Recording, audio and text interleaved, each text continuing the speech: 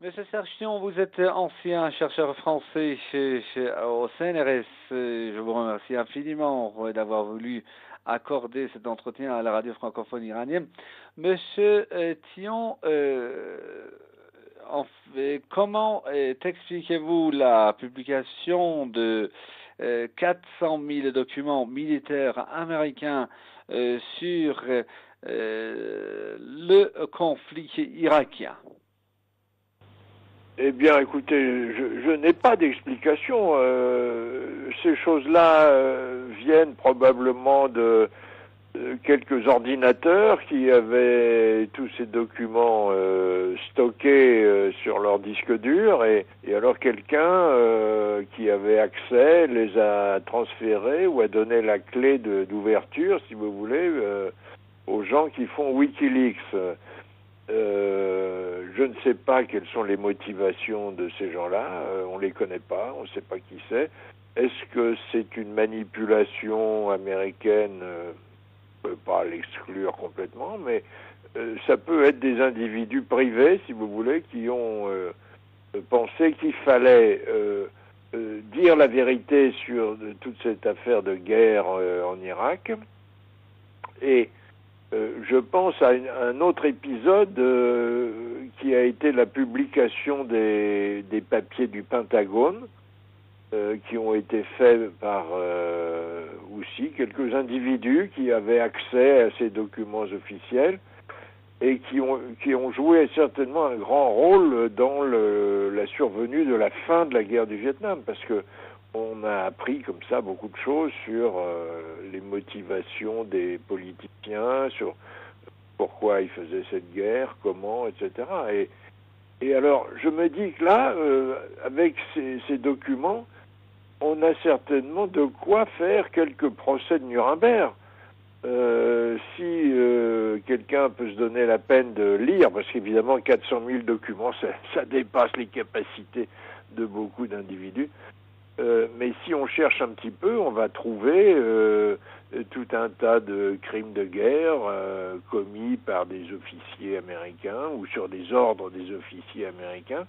Et je pense qu'il faudrait que des équipes se mettent au travail sur ces documents pour déterminer ce qui s'est passé à certains moments en Irak qui certainement ne rentrent pas dans les règles du combat normal, ne sont pas des choses admissibles.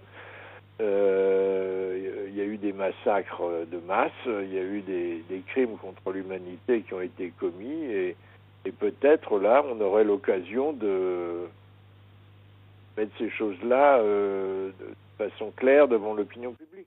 Et d'autant plus que la haute commissaire des Nations Unies aux droits de l'homme a demandé aux États-Unis et à l'Irak d'ouvrir des enquêtes sur les informations révélées par le site internet de Wikileaks.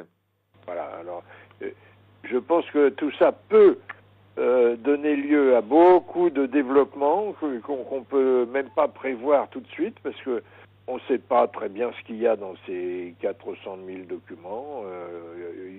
Peut-être qu'il y en aura d'autres après. Enfin, il y a beaucoup de choses sur lesquelles on ne sait rien. On ne sait rien, par exemple, sur les documents qui concernent les enquêtes sur le 11 septembre. Voilà des choses qui, peut-être un jour, pourraient apparaître dans Wikileaks, d'apprendre même beaucoup de choses sur ce qui s'est passé dans les arrière-plans, derrière la façade publique. Espérons que ces documents seront lus et exploités par des gens compétents qui auront l'esprit de la recherche et qui auront le souci de la vérité.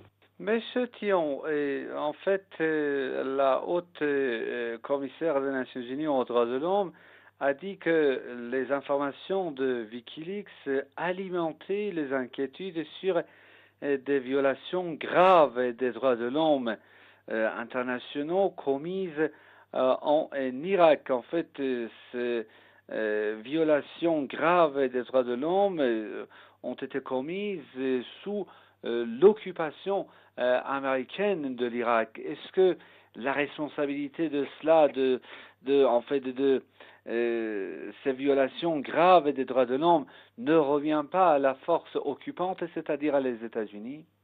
Oui, bien sûr, c'est eux qui ont fait cette guerre sans sans aucune couverture des Nations Unies, sans mandat, pour des raisons complètement ridicules et absurdes, qui étaient soi-disant la recherche des armes de destruction massive. On se souvient que les Américains ont essayé de faire croire ça à l'opinion internationale pendant des mois et des mois. Et donc, il n'y a jamais eu aucune véritable justification même à cette guerre en Irak, à part évidemment le rapidité pétrolière, mais autrement, les Américains aujourd'hui d'ailleurs ne savent pas très bien que faire ni comment s'en sortir.